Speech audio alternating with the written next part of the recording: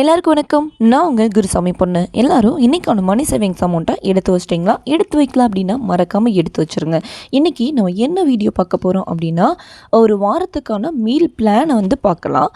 இந்த மாதிரி meal plan நீங்கள் ரெடி பண்ணி வச்சுக்கிட்டீங்க அப்படின்னு வச்சுக்கோங்களேன், உங்களுக்கு அந்த வாரம் ஃபுல்லும் ரொம்ப ஈஸியாக இருக்கும் நீங்கள் சமைக்கிறதுக்கு. அது மட்டும் இல்லாமல் நீங்கள் என்ன சமைக்க போகிறீங்க அப்படின்றது தெரிஞ்சிடுச்சுன்னு வச்சுக்கோங்களேன், அதுக்கான ப்ரிப்பரேஷன் ஒர்க் ஏதாச்சும் இருந்துச்சு அப்படின்னா அது முந்தின நாளே பண்ணணும் அப்படின்னு சொல்லி எல்லாமே நம்ம பண்ண ஆரம்பிச்சிருவோம். நான் எப்படி பண்ணுறேன் அப்படின்றத தான் இன்றைக்கி இந்த வீடியோவில் ஷேர் பண்ண போகிறேன். என்னோட சிச்சுவேஷன் எப்படி அப்படின்றத உங்ககிட்ட ஷேர் பண்ணிடுறேன். அப்படின்னா தான் இந்த வீடியோ உங்களுக்கு பார்க்கும்போது கரெக்டாக புரியும். நான் மார்னிங், ஆஃப்டர்நூன், நைட் அப்படின்னு சொல்லி 3 வேளையுமேவும் குக் பண்ணிக்கிட்டு இருக்கிறேன். இப்போ உங்களுக்குள்ள ஒரு கொஸ்டின் வரும், பாப்பா தான் ஸ்கூலுக்கு போக ஆரம்பிச்சிட்டால, நீங்கள் எப்படி லஞ்சை மத்தியானம் ரெடி பண்ணுறீங்க அப்படின்னு சொல்லிட்டு. அவள் சாப்பாடை இப்போல்லாம் எடுத்துகிட்டு போக மாட்டேங்கிறா. அப்படியே நான் ஃபோர்ஸ் பண்ணி மார்னிங்கே ரெடி பண்ணி கொடுத்து விட்டாலும் அதில் பாதி டிஃபன் பாக்ஸ் அப்படியே வீட்டுக்கு வந்துடுது. ஏன் அப்படின்னு ஸ்கூலில் போய் ரீசன் கேட்கும்போது, அவள் கூட படிக்கிற எந்த ஒரு பசங்களுமே ஸ்கூலில் வச்சு சாப்பிடல, இவன் மட்டும் எப்படி சாப்பிடுவா அப்படின்னு சொல்லி நம்மளை பார்த்து அவங்களே கொஸ்டின் கேட்குறாங்க. வேறு வழி இல்லாமல் நான் மத்தியானம் லஞ்சை ரெடி பண்ணி அவளுக்கு எடுத்துகிட்டு போய் கேரி இப்போ கொடுத்து ஊட்டி விட்டுட்ருக்கிறேன். இப்போ தான் அவளும் டயத்துக்கு சாப்பிட்டு கிளாஸை போய் கரெக்டாக அட்டன் பண்ணிக்கிட்டு இருக்கிறான். அதனால தான் என்னால் வீடியோவும் கரெக்டான நம்மளோட டைமிங் இருக்குது இல்லையா, 3 மணி, அதில் அப்லோட் பண்ண முடியலை. இது மட்டும் இல்லாமல் நான் தம்பியும் இருக்கிறேன் இல்லையா, தம்பியையும் வச்சுக்கிட்டு அவன் அந்த டயத்தில் தூங்கிட்டேன் அப்படின்னா போகவும் முடிய மாட்டேங்குது. இருந்தாலும் எப்படியோ மேனேஜ் பண்ணி இப்போ வரைக்கும் போய்கிட்டு தான் இருக்கிறேன். அவளோட ஹேபிட்ஸை கொஞ்சம் சேஞ்ச் பண்ணோம். அதுக்கு ஏதாச்சும் வெரைட்டி ரைஸ் ப்ரிப்பேர் பண்ணி கொடுக்கலாமா அப்படின்ற ஒரு ஐடியாவில் இருக்கிறேன். அவளுக்கு மட்டும் தெரியாது, ஆஃப்டர்நூன் டைமில் கரெக்டாக சாப்பிட்றாளா அப்படின்றத செக் பண்ணி பார்க்கலாம். அப்படி சாப்பிட்டா அப்படின்னா ரெகுலராக அந்த மாதிரி அவளோட டிஃபன் பாக்ஸுக்குன்னு சொல்லிட்டு ஸ்பெஷலாக பண்ண வேண்டிய சுச்சுவேஷனும் இந்த இடத்துல உருவாயிடுச்சு. நாளைக்கு மண்டே அவளோட டிஃபன் பாக்ஸுக்கு நான் கொடுத்து விட்றேன். அதை நான் ஷார்ட்ஸ் வீடியோவாக அப்லோட் பண்ணுறேன். அவள் ரிட்டன் சாப்பிட்டுட்டு வராளா சாப்பிடாம வராளா அப்படின்னு சொல்லிட்டு நாள் கழித்து நான் உங்களுக்கு அதையும் ஷேர் பண்ணுறேன். நீங்கள் உங்களோட குட்டீஸ்க்கு லஞ்ச் பாக்ஸ் அனுப்பி விட்றீங்களா, இல்லாட்டி நீங்கள் தான் போய் கொடுக்குறீங்களா அப்படின்னு சொல்லிட்டு கீழே கமெண்ட் பாக்ஸில் மென்ஷன் பண்ணுங்கள். என்னோட பாப்பா 1st ஸ்டாண்டர்ட் படிக்கிறாங்க. உங்களுக்கு இந்த வீடியோ பிடிச்சிருந்துச்சு அப்படின்னா மறக்காமல் சப்ஸ்கிரைப் பண்ணிவிட்டு பக்கத்தில் இருக்கிற பெல் பட்டனையும் கிளிக் பண்ணிக்கோங்க.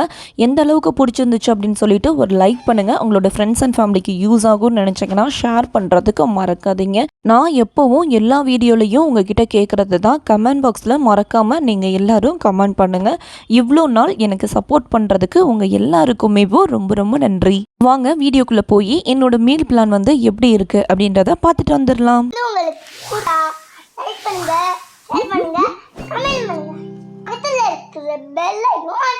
வேலைக்கு போகிறவங்களா இருந்தாலும் சரி, ஹோம் மேக்கராக இருந்தாலும் சரி, சண்டே அன்னைக்கேவும் சின்ன சின்ன ப்ரிப்பரேஷன் ஒர்க் எல்லாம் பண்ணி வச்சுட்டீங்க அப்படின்னு வச்சுக்கோங்களேன், அந்த வாரம் ஃபுல்லும் ரொம்ப ரிலாக்ஸாக நீங்கள் சமைக்கிற மாதிரி இருக்கும். டைம் உங்களுக்கு நிறையவே மிச்சமாகும். அப்படி நீங்கள் என்னென்ன பண்ணணும் அப்படின்னா, இட்லி தோசைக்கு மாவு ரெடியாக வச்சுக்கோங்க. நீங்கள் இட்லி தோசை சாப்பிட மாட்டீங்க அப்படின்னா அதுக்கு தகுந்த மாதிரி டிஃபனுக்கும் டின்னருக்கும் என்ன பண்ணுவீங்களோ அதுக்கு தகுந்த மாதிரியான ப்ரிப்பரேஷன் பண்ணி வச்சுக்கோங்க.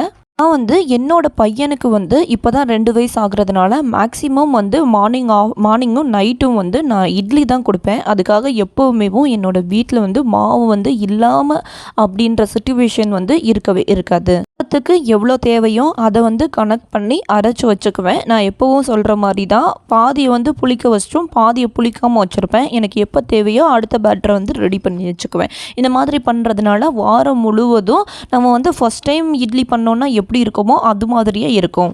அடுத்ததான் சண்டே அன்னைக்கு மார்னிங்கே போய் வெஜிடபிள்ஸ் எல்லாம் பை பண்ணிட்டு வந்துடுறது. சீசனபிள் வெஜிடபிள்ஸ் நம்மளுக்கு அப்போது என்ன வெஜிடபிள்ஸ்லாம் கம்மியாக இருக்கோ அந்தபடி தான் நான் பிளான் பண்ணி வாங்குவேன். வீட்லேயேவும் இந்தந்த வெஜிடபிள்ஸ் இதுதான் மீல் பிளான் அப்படின்னு சொல்லிட்டு அதுக்கு தகுந்த மாதிரி நான் வாங்க மாட்டேன். மார்க்கெட்டில் எப்படி வெஜிடபிள்ஸ் ரேட் ரீசனபிளாக இருக்கோ அதுக்கு தகுந்த மாதிரி வெஜிடபிள்ஸ் மட்டும்தான் நான் வாங்குவேன்.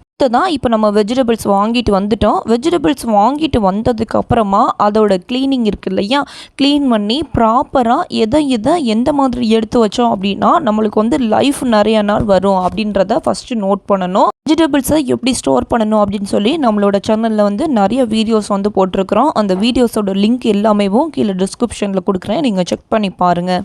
இது லாஸ்ட் வீக் வெஜிடபிள் வாங்கிட்டு வந்தேன். இந்த வாரம் ஃபுல்லும் ஃபினிஷ் ஆயிடுச்சு. ஃபினிஷ் ஆனதுக்கு அப்புறம் தான் அந்த மீல் பிளானை தான் அவங்களுக்கு கொடுக்குறேன். இது போக என்னென்ன வெஜிடபிள்ஸ்லாம் பேலன்ஸ் இருக்குது அப்படின்னு சொல்லிட்டு மீல் பிளானை நான் காட்டுவேன் இல்லையா, காட்டினதுக்கு அப்புறமா பேலன்ஸ் இருக்கிற வெஜிடபிள்ஸையும் உங்ககிட்ட ஷேர் பண்ணுறேன். இதுக்கடுத்து வெஜிடபிள்ஸ் ஏதாவது கட் பண்ணி ஸ்டோர் பண்ண வேண்டியது இருந்துச்சு அப்படின்னா அதையும் கட் பண்ணி நீங்கள் ஸ்டோர் பண்ணி வச்சுக்கோங்க. அப்படின்னா அந்த வாரம் ஃபுல்லும் நீங்கள் கட்டிங்க்கு கூட டைம் வந்து செலவு பண்ண வேண்டியது இருக்காது. இந்த வெஜிடபிள்ஸை வந்து கட் பண்ணி வைக்க முடியும், எதை வந்து கட் பண்ணி வைக்க முடியாது அப்படின்றத நம்ம தான் தெரிஞ்சுக்கணும். தெரிஞ்சுக்கிட்டது அப்புறம் தான் எந்த ஒரு வெஜிடபிள்ஸ்னாலும் நீங்கள் கட் பண்ணணும். வெஜிடபிள்ஸ் வந்து லாஸ்ட் வீக் பை பண்ண வீடியோ வந்து போட்டிருக்கிறேன். அந்த வீடியோவை நீங்கள் பார்த்தீங்க அப்படின்னா எந்த வெஜிடபிள்ஸ்லாம் நான் கட் பண்ணி வச்சுருக்கிறேன், எதை வந்து கட் பண்ணாமல் வச்சுருக்கிறேன் அப்படின்ற எல்லாமேவும் அந்த வீடியோவில் வந்து இருக்கும், நீங்கள் செக் பண்ணி பாருங்கள். நம்ம சண்டே அன்னைக்கு இவ்வளோ ஒர்க் பண்ணி வைக்கிறோம் இல்லையா, இது வந்து அந்த வாரம் ஃபுல்லும் நம்மளுக்கு எவ்வளோ ஹெல்ப்ஃபுல்லாக இருக்குது அப்படின்னு சொல்லிட்டு என்னோட மீல் பிளான்லையேவோ நான் ப்ரீ ப்ரிப்ரேஷன் ஒர்க் வந்து எழுதி வச்சுருக்கிறேன்.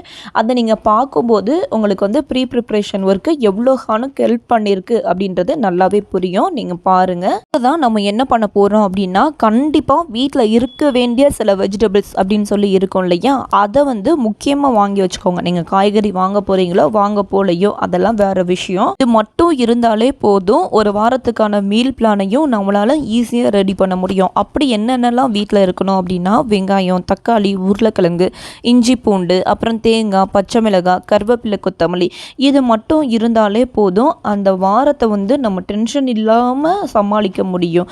ஆனால் இதில் ஏதாச்சும் ஒன்று இல்லைன்னு வச்சுக்கோங்களேன், சமைக்கிற நேரம் நம்ம அப்போ தேடிக்கிட்டு இருப்போம் பார்த்தீங்களா, அந்த நேரத்தில் இதில் இல்லைன்னு வச்சுக்கோங்க, நீங்கள் வந்து ரொம்ப கொலாப்ஸ் ஆயிடுவீங்க.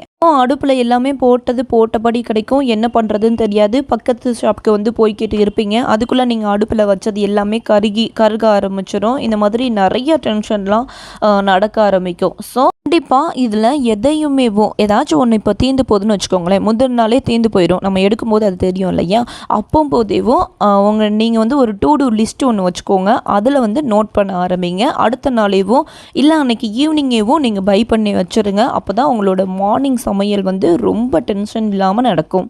இப்போ வாங்க என்னோட மீல் பிளானை பார்த்துடலாம். மண்டே மார்னிங் வந்து இட்லியும் கொத்தமல்லி சட்னியும் பண்ணியிருந்தேன். ஆஃப்டர்நூனுக்கு வந்து சாதம், வெந்தய குழம்பு, கீரை பொரியல் வந்து பண்ணியிருந்தேன். இது வந்து ஷார்ட்ஸ் வீடியோவாக அப்லோட் பண்ணியிருந்தேன். இந்த மாதிரி எவ்ரி டே வந்து நான் ஆஃப்டர்நூன் லஞ்சுக்கும் மார்னிங் பிரேக்ஃபாஸ்ட்டுக்கும் என்ன பண்ணுறேன் அப்படின்றத ஷார்ட்ஸாக போஸ்ட் பண்ணணும் அப்படின்னு நீங்கள் நினச்சிங்கன்னா கமெண்ட் பாக்ஸில் மென்ஷன் பண்ணுங்கள். டெய்லி வந்து நான் ஷார்ட்ஸ் வீடியோ வந்து போஸ்ட் பண்ணுறேன். அதுக்கப்புறம் நைட்டுக்கு வந்து என்ன பண்ணியிருந்தேன் அப்படின்னா, இட்லி வந்து கொஞ்சம் எக்ஸ்ட்ராவே மார்னிங் பண்ணிவிட்டு அந்த இட்லியேவும் ஃப்ரை இட்லி பண்ணிடுவேன். எப்போல்லாம் மார்னிங் இட்லி பண்ணுறேனோ அப்போது மட்டும் தான் பண்ணுவேன். இட்லி இதுக்குன்னு ஸ்பெஷலாக பண்ணிலாம் நான் வந்து ஃப்ரை இட்லி பண்ண மாட்டேன். இந்த மாதிரி நம்மளோட ஒர்க்கை வந்து குட்டி குட்டியாக வச்சுக்கிட்டோம் அப்படின்னா நம்மளுக்கு வந்து டைம் வந்து நிறையாவே மிச்சமாகும். அதுக்கடுத்து அன்னைக்கு ப்ரீ ப்ரிப்ரேஷன், இது வந்து சண்டே ப்ரீ ப்ரிப்ரேஷன், மேக்ஸிமம் இதில் எல்லாமே சண்டே அன்னைக்கு ப்ரீ ப்ரிப்ரேஷன் பண்ணதாக மட்டும்தான் இருக்கும். கொத்தமல்லி இலை வந்து நல்லா க்ளீன் பண்ணி ரெடி பண்ணி வச்சுக்கிட்டேன், அப்படியே சமைக்கிறதுக்கு ஈஸியாக எடுத்து போடுறதுக்கு தகுந்த மாதிரி. அதே மாதிரி தான் கீரையை க்ளீன் பண்ணுறது எவ்வளோ பெரிய வேலை அப்படின்னு சொல்லி எல்லாத்துக்குமே தெரியும். சண்டே அன்னைக்கு க்ளீன் பண்ணிட்டேன், அப்படியே கட் பண்ணியும் வச்சுட்டேன். எப்படி நம்மளுக்கு சமைக்கிறதுக்கு தேவையோ அது மாதிரி கட் பண்ணி வச்சுட்டேன். உடனேவும் நம்ம சமைக்கும் போது வாஷ் பண்ணிவிட்டு சமைச்சோம் அப்படின்னா டைம் வந்து நிறையாவே மிச்சமாகும். கீரைக்கு வந்து சின்ன வெங்காயம் போட்டு தான் நான் வந்து ஃப்ரை பண்ணியிருந்தேன். அதுக்காக சின்ன வெங்காயமும் முந்தின நாளையும் நான் உரித்து வச்சுட்டேன். அடுத்தது செவ்வாய்க்கிழமை காலையில் வந்து தோசையும் வேர்க்கடலை சட்னியும் பண்ணியிருந்தேன். மத்தியானத்துக்கு வந்து சாதம், ரசம், காலிஃப்ளவரை ஃப்ரை பண்ணி வச்சுருந்தேன். நைட்டுக்கு வந்து முட்டை தோசையும் தேங்காய் சட்னியும். முட்டை தோசையும் சாம்பாரும் நல்ல காம்பினேஷன். சாம்பார், தேங்காய் சட்னி. சாம்பார் வந்து நான் பண்ணலை, தேங்காய் சட்னி மட்டும்தான் அன்றைக்கி பண்ணியிருந்தேன். காலிஃப்ளவரையும் நான் சண்டே அன்றைக்கேவும் கட் பண்ணி ரெடியாக எடுத்து வச்சுட்டேன். ஸோ அன்னைக்கு நான் சமைக்கும் போது காலிஃப்ளவரை டேரெக்டாக அப்படியே எடுத்து சுடுதண்ணியில் போட்டு வச்சு டைம் வந்து ரொம்பவுமே நம்மளுக்கு மிச்சமாகும். அதே மாதிரி நீங்கள் காலிஃப்ளவர் அப்படியே ஃப்ரிட்ஜில் ஸ்டோர் பண்ணிங்கன்னு வச்சுக்கோங்களேன், இடமும் ரொம்பவேவும் அடைச்ச மாதிரி ஆயிரும். அதை வந்து குட்டி குட்டி பீஸாவும் நீங்கள் வந்து எப்படி சமைக்க போகிறீங்களோ அதுக்கு தகுந்த மாதிரியான பீஸா கட் பண்ணி டப்பாவில் போட்டு ஸ்டோர் பண்ணிட்டீங்க அப்படின்னா நீங்கள் என்னைக்கு சமைச்சாலும் அது வந்து அப்படியே தான் இருக்க போகுது. அடுத்தது வந்து புதன்கிழமை காலையில் வந்து பொங்கலும் பாசிப்பருப்பு சாம்பாரும் பண்ணினேன். இந்த பாசிப்பருப்பு சாம்பாரே தான் மத்தியானம் வச்சுக்கிட்டோம். சாதம், பாசிப்பருப்பு சாம்பார், அப்பளம் இது மட்டும்தான் அன்னைக்கு லஞ்சு. நைட்டுக்கு வந்து தோசையும் அதே மாதிரி பாசிப்பருப்பு சாம்பாரையும் வச்சுக்கிட்டாச்சு. அதுக்கு பாசிப்பருப்பு சாம்பாருக்கு வந்து சின்ன வெங்காயம் மட்டும்தான் தேவை. வேறு எந்த ப்ரிப்ரேஷன் ஒர்க்கும் அன்னைக்கு வந்து கிடையாது. சின்ன வெங்காயம் தோல் வச்சு முந்தின நாளே வச்சுக்கிட்டதுனால ஈஸியாக இருந்துச்சு. அதுக்கப்புறம் தேர்ஸ்டே வியாழக்கிழமை வந்து என்ன அப்படின்னா இட்லியும் தக்காளி சட்னியும், மத்தியானத்துக்கு வந்து வெஜ் பிரியாணியும் தயிர் வெங்காயமும் மட்டும் பண்ணிக்கிட்டாச்சு. அடுத்த நைட்டுக்கு வந்து சப்பாத்தியும் வெஜ்ஜு குருமாவும். அதுக்கு ப்ரிப்ரேஷன் என்ன அப்படின்னா பிரியாணிக்கும் வெஜிடபிள்ஸ் வேணும், குருமாக்கும் வெஜிடபிள்ஸ் வேணும் இல்லையா. இதுக்கு தேவையான வெஜிடபிள்ஸ்லாம் கட் பண்ணி முந்தின நாளே ரெடியாக எடுத்து வச்சுக்கிட்டதுனால ஈஸியாக இருந்துச்சு அன்னைக்கு சமைக்க வேண்டிய அத்தனை வேலைகளும். அதுக்கப்புறம் ஃப்ரைடே வந்து சப்பாத்தி மார்னிங் இந்த சப்பாத்தி வந்து பேலன்ஸு இருக்கும். அப்படி இல்லை அப்படின்னா இந்த இடத்துல வந்து வேறு தான் பண்ணியிருப்பேன். அன்னைக்கு வந்து என்னோடய ஹஸ்பண்ட் வந்து ஊருக்கு போக வேண்டியது இருந்ததுனால நாங்கள் மட்டும்தான் வீட்டில் இருந்தோம். ஸோ சப்பாத்தி கொஞ்சம் பேலன்ஸ் இருந்ததுனால அந்த சப்பாத்தியை வச்சுக்கிட்டாச்சு. சப்பாத்தியும் வெஜ்ஜு குருமாவும் மட்டும்தான். அதுக்கு மத்தியானத்துக்கு அவங்க கிடையாது இல்லையா, நாங்கள் மட்டும்தான் அப்படின்றதுனால சாதமும் பருப்பு குழம்பு மட்டும் பண்ணிக்கிட்டோம். அடுத்தது வந்து நைட்டுக்கு வந்து தோசையும் தேங்காய் சட்னியும் பண்ணணும். இதனால் இதில் வந்து ப்ரிப்ரேஷன் ஒர்க் அப்படின்னு சொல்லிட்டு எதுவுமே கிடையாது. அதுக்கு முந்தின நாள் வந்து ரெஸ்ட்டு தான் ப்ரிப்ரேஷன் ஒர்க்குக்கு. அடுத்து சாட்டர்டே வந்து மார்னிங் இடியாப்பமும் தேங்காய் பூ துருவல், அடுத்து ஜீனி இது மட்டும்தான் வச்சு சாப்பிட்டோம். எப்போயுமே இடியாப்பம் பண்ணால் இந்த மாதிரி தான் சாப்பிடுவோம். அதுக்கடுத்து லஞ்சுக்கு வந்து சாதமும் உளுந்தம்பருப்பு கடையல். உங்களுக்கு தோணலாம் முந்தின நாளும் பருப்பு பண்ணீங்க இப்போவும் பருப்பு பண்ணியிருக்கு அப்படின்னு சொல்லிட்டு, பாவக்காய் பொரியல் பண்ணி நான் வந்து தக்காளி குழம்பு வச்சுக்கலாம் அப்படின்னு தான் என்னோட பிளான். ஆனால் என்னோடய ஹஸ்பண்ட் வந்து அது செட் ஆகாது, உளுந்தம்பருப்பு கடையல் பண்ணிடு அப்படின்னு சொன்னதுனால அது வந்து நான் பண்ணினேன். ஏன்னா அவங்க வந்து முந்தின நாள் இல்லை அப்படின்னு சொன்னேன் இல்லையா. ஸோ அவங்களுக்கு என்ன வேணுமோ அதையும் நம்ம வந்து பண்ணி கொடுத்தாச்சு. அடுத்து நைட்டுக்கு வந்து இட்லியும் முருங்கைக்காய் சாம்பாரும். ப்ரிப்ரேஷன் ஒர்க் என்ன அப்படின்னா பாவக்காயை முந்தின நாள் தான் கட் பண்ணி வச்சுக்கிட்டேன். அதே மாதிரி முருங்கைக்காயை வந்து நான் வந்து சண்டேவும் கட் பண்ணி ஃப்ரீசரில் வந்து ஸ்டோர் பண்ணிட்டேன். முருங்கைக்காவை நீங்கள் அப்படியே ஸ்டோர் பண்ணிங்க அப்படின்னா அது வந்து காஞ்சிக்கிட்டே போக ஆரம்பிச்சிடும். இந்த மாதிரி நீங்கள் கட் பண்ணி ஒரு டப்பாவில் போட்டு ஃப்ரீசரில் ஸ்டோர் பண்ணிட்டீங்க அப்படின்னா அது வந்து நீங்கள் 1 வாரம் 2 வாரம் இல்லை அந்த முருங்கைக்காய் தீந்து போகிற வரைக்கும் ஃப்ரீசரில் அப்படியே இருக்கும். நீங்கள் எடுத்து யூஸ் பண்ணும்போது உங்களுக்கு வந்து தண்ணியில் போட்டுட்டு அதுக்கப்புறமா நீங்கள் யூஸ் பண்ணிங்க அப்படின்னா அதோட ஸ்டிஃப்னஸ் எல்லாம் போய் யூஸ் பண்ணுறதுக்கு கரெக்டாக இருக்கும். இதே மாதிரி தான் தேங்காய் வாங்கிட்டு வந்த நெய்யையும் அதை வந்து உடச்சி சில்லெல்லாம் எடுத்து டப்பாவில் போட்டு ஃப்ரீசரில் ஸ்டோர் பண்ணிடுவேன். சட்னிக்கு பண்ணும்போது ரொம்ப ஈஸியாக இருக்கும் எனக்கு. இவ்வளோதாங்க என்னோட ப்ரிப்ரேஷன் ஒர்க்கு. நான் வந்து பண்ணி முடித்ததுக்கு அப்புறமா தான் இப்போ வந்து நான் உங்ககிட்ட ஷேர் பண்ணுறேன்.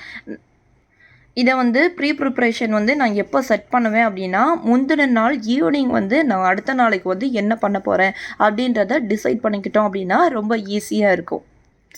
காலையில் நீங்கள் ஒர்க்கிங்க்கு போகிறவங்களா இருந்தாலும் இல்லை வீட்டில் வந்து சின்ன பசங்களை வச்சுருக்கிறவங்களா இருந்தாலும் நீங்கள் வந்து இந்த மாதிரி முந்தின நாளேவும் நீங்கள் என்ன பண்ண போகிறீங்க அதுக்கான ப்ரிப்ரேஷன் ஒர்க் ஏதாச்சும் இருக்கா அப்படின்னு சொல்லிட்டு எல்லாத்தையும் பார்த்து பண்ணிட்டீங்க அப்படின்னா நீங்கள் சமைக்கிற நேரத்தில் நிறையாவே மிச்சமாகும்.